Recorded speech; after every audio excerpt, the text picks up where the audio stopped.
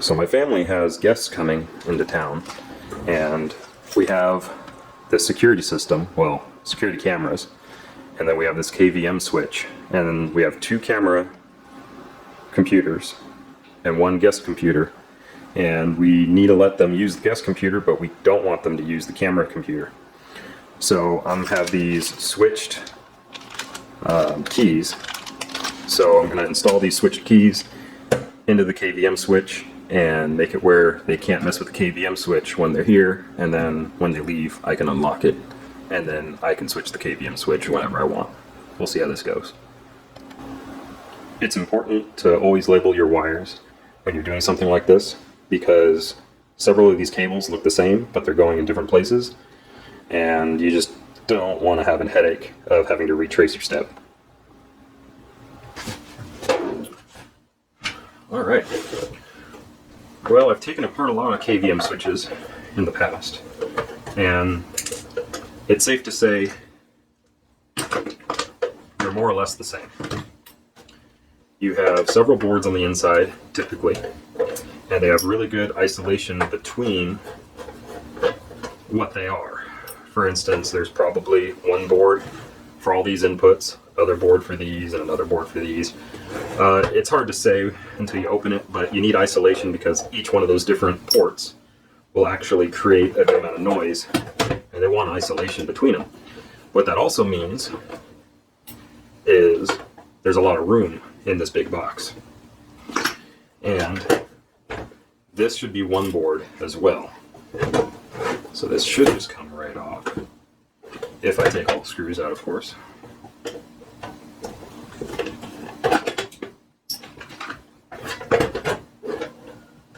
Alright. So we have several boards, like I mentioned, and then we have this board right here. This is the board we actually care about. So we're just going to remove this data ribbon, move this aside, and take this board out.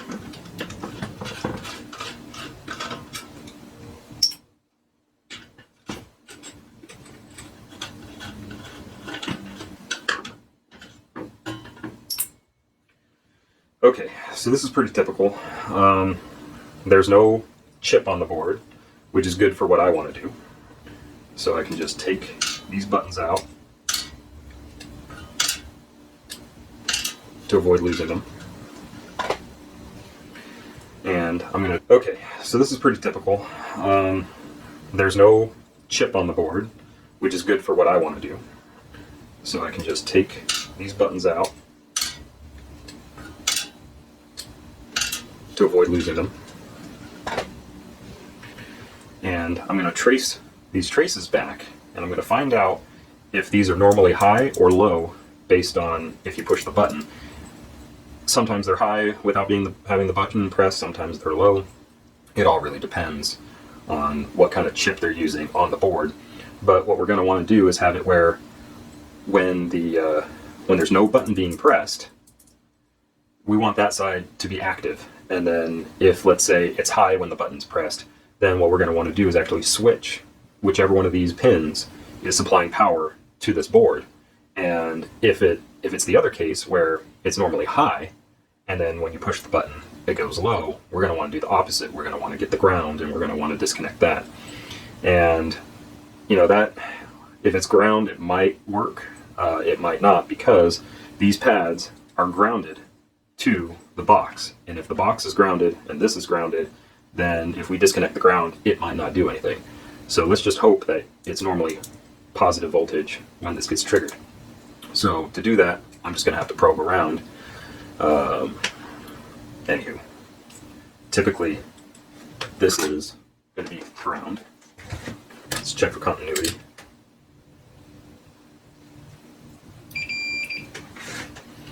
Okay. So if I go here, and I go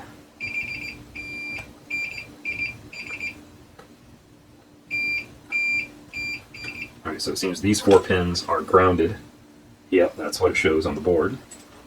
Then we have these several pins coming out on this side, and these are going to the LEDs and they're going to the buttons. So I mean, we could disactivate each individual button, or just the buttons we don't want, but it'd be a lot simpler if we just disactivate the entire panel.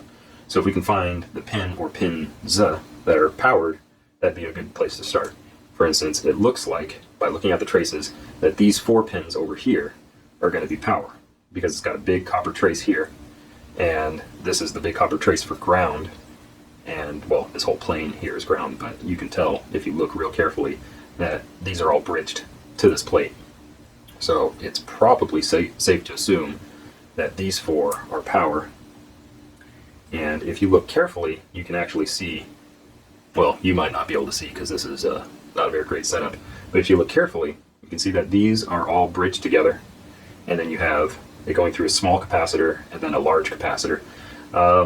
They probably didn't bother putting this large capacitor on because that just smooths out overall voltage.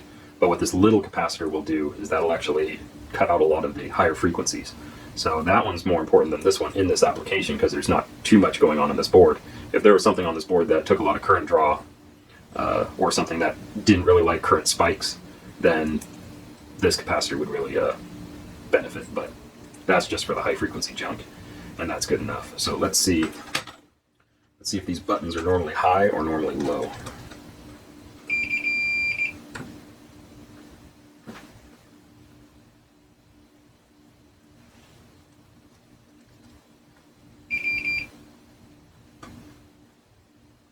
Looks like they might be normally high.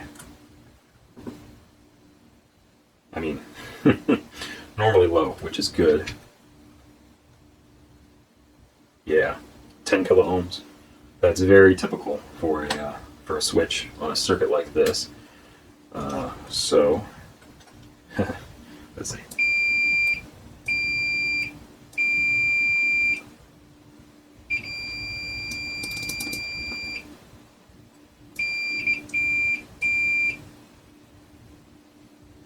Well, actually,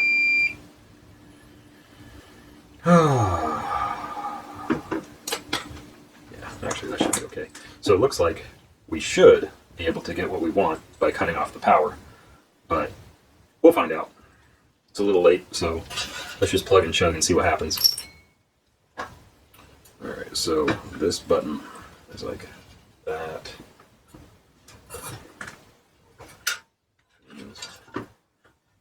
This board's like so.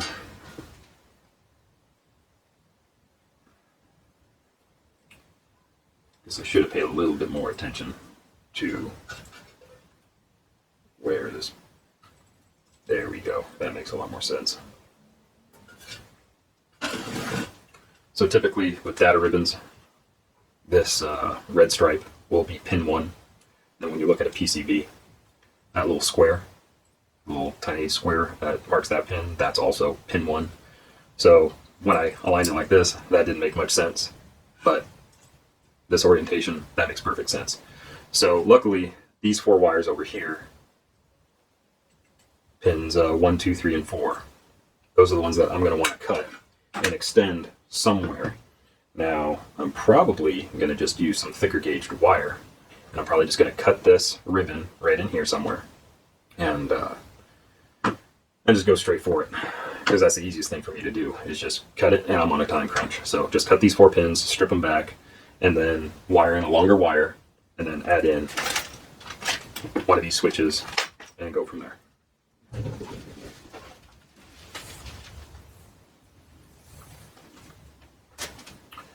And lucky for me, I already have some wire on the floor that I can easily use. I'm just going to be generous because I don't want to mess around with it too much.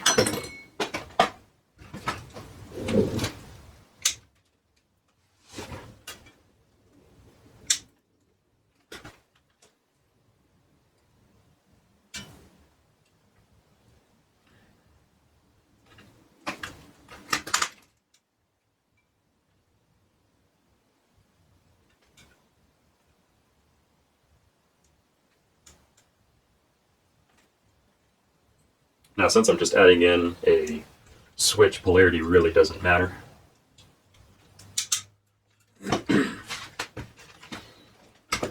But this part I want to be a little careful about because I don't want to have to remake this cable.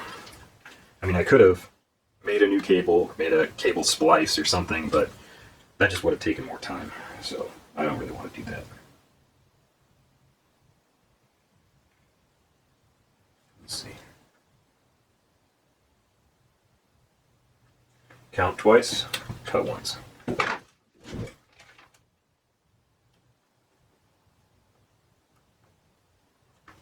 see. This board is very tight.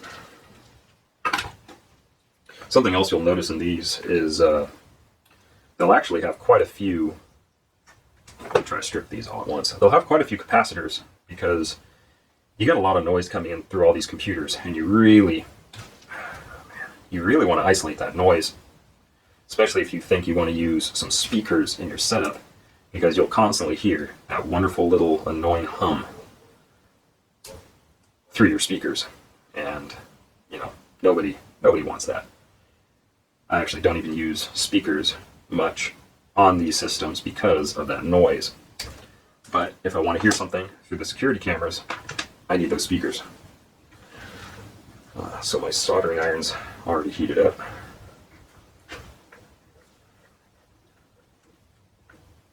Now, I would use shrink tubing, but I'm in the process of moving things around, so I don't want to go hunting. But electrical tape will do just fine.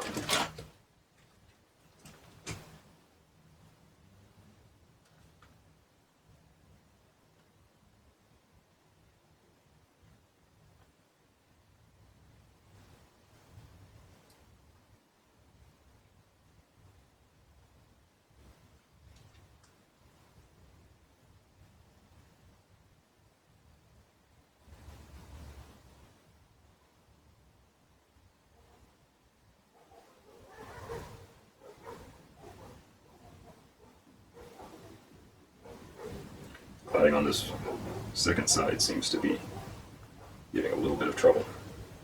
That's all right. We have good connection.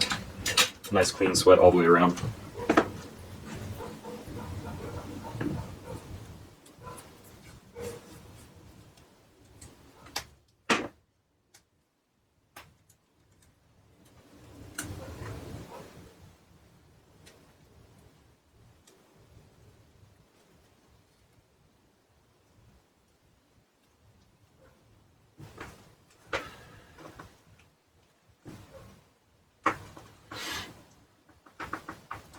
Also, if I was going to do this for someone else, I'd do a much cleaner job, but this is just for me.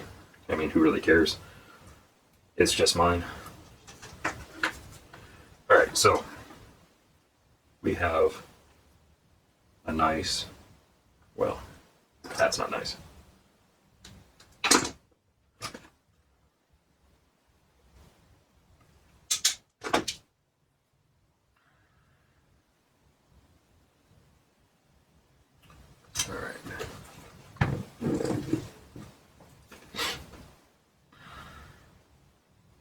Now we want to tin these wires because they're going to be going on the switch, and it's just easier if you don't have strings of stranded wire sticking all over the place.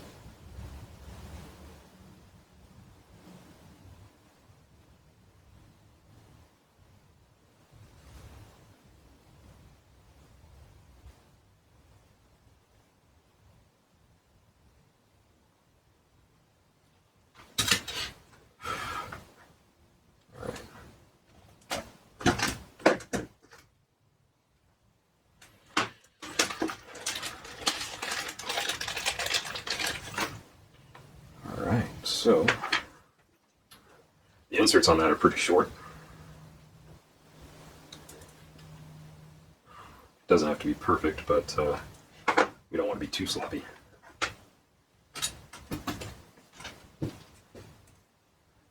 Nice little bead of solder on there. And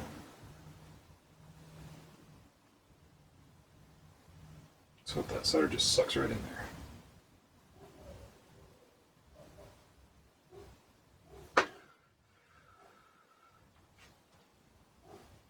Alright, pretty good. nice other generous bead.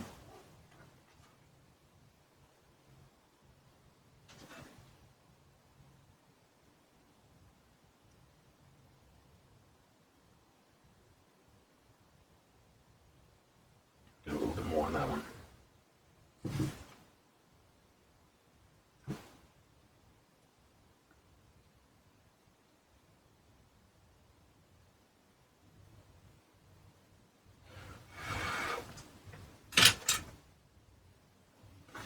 Alright, now that should work just fine. Well, I already know from memory. Pin one's over here.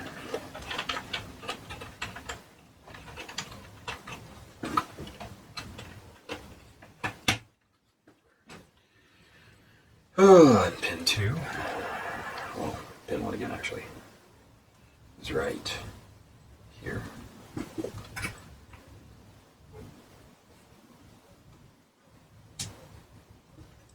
Now, if I was already at the computer station, I'd be able to plug everything in and give this thing a test. Oh, you know what I messed up on? I soldered that first. How am I going to thread the wire through the hole on the faceplate? Unless it might not look as pretty. But what I could do is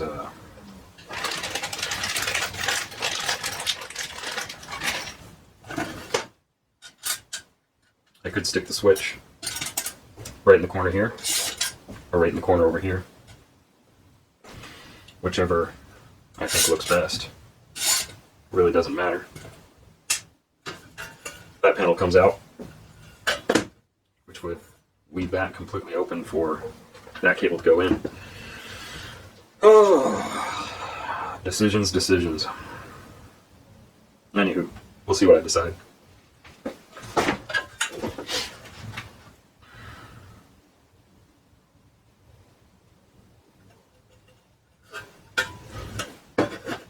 How would that look? That would look fine.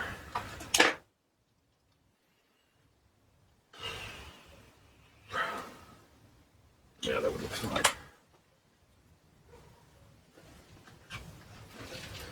Alright, decisions made.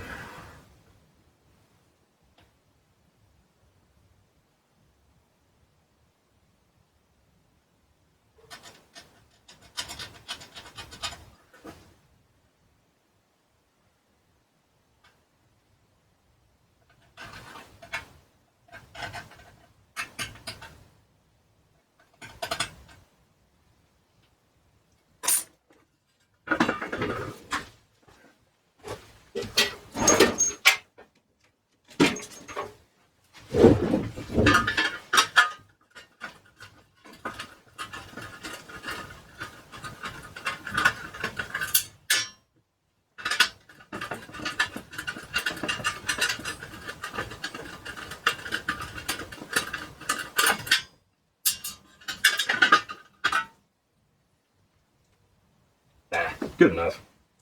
I'll just knock it on that plate. Then, after all, it is my project. I'll be back.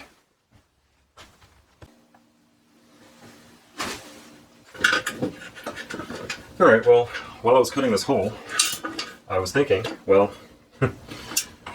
you can't exactly thread this through anyway. But this was aluminum and this is steel, so this was easier for me to file an oblong hole for the switch. So, not too big of a loss. All I have to do is desolder and resolder. Which, there are worse things.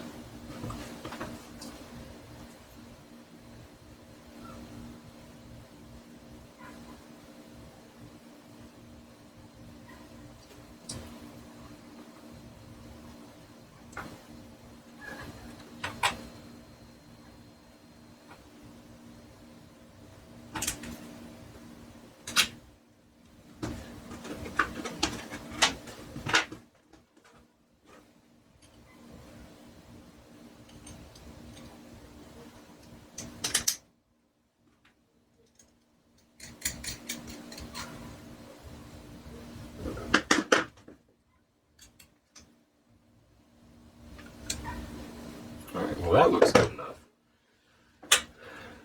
Let's see, how does it look in this panel?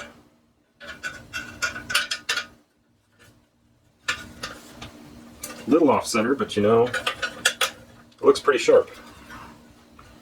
Almost matches the radius perfectly, but good enough.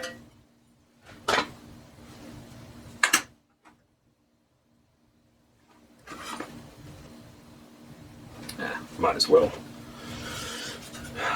Might as well put this thing in and solder everything as intended.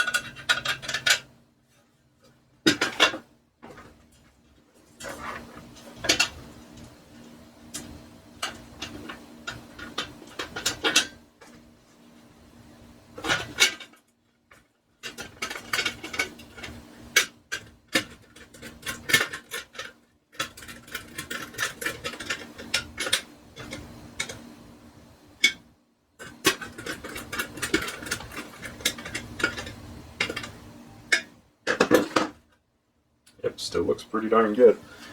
Let's just solder this sucker up, put it back together, and see if it works.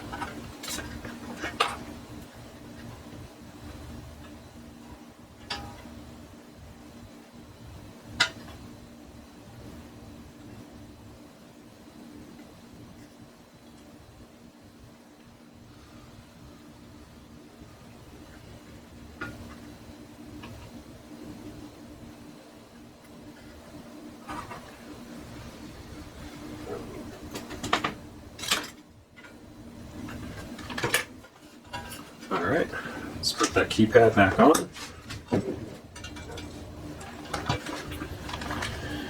Oh.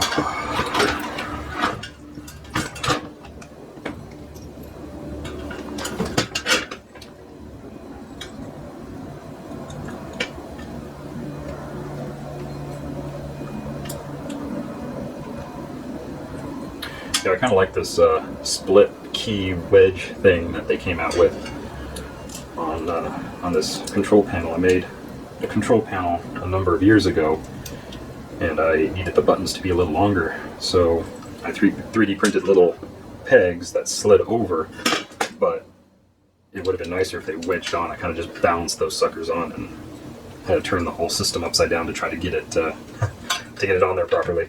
But you know, nothing's perfect.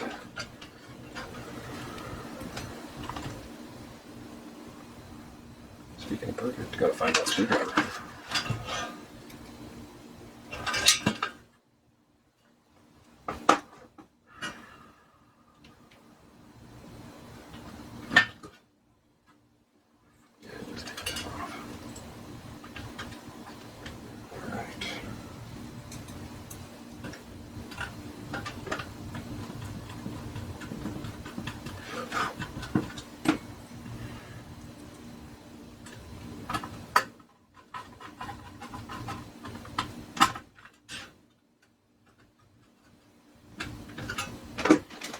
Back to those capacitors. I don't know if you guys can see that, but there's just a ton of capacitors in there.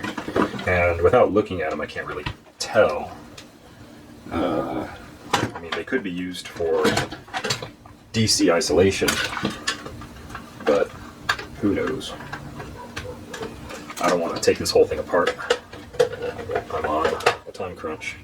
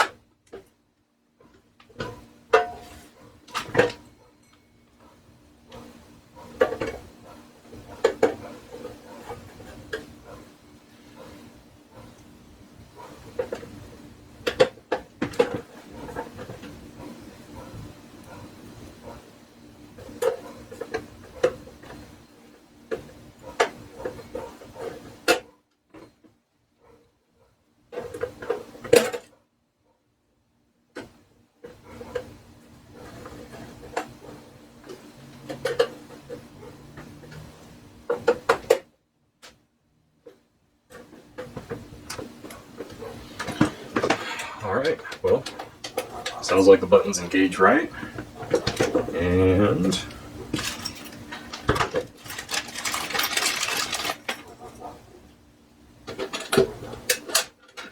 nice little key. So let's see how that works. So it turns out it was switched by ground. So the problems that we ran into were, well, this is pretty simple. All I had to do is rotate the cable 180 degrees. So now the ground gets cut, not the power. But the other problem is this is grounded, and it's grounded through the screws. So what I had to do is find some plastic screws, and I put some capped on tape underneath to keep it from grounding at any point except right here. That way I can turn the ground on and off. So let me put this back together and show you how it all works. Alright, so it's all put back together, and right now it's on. So I can change the inputs of the KVM switch. If I turn it off,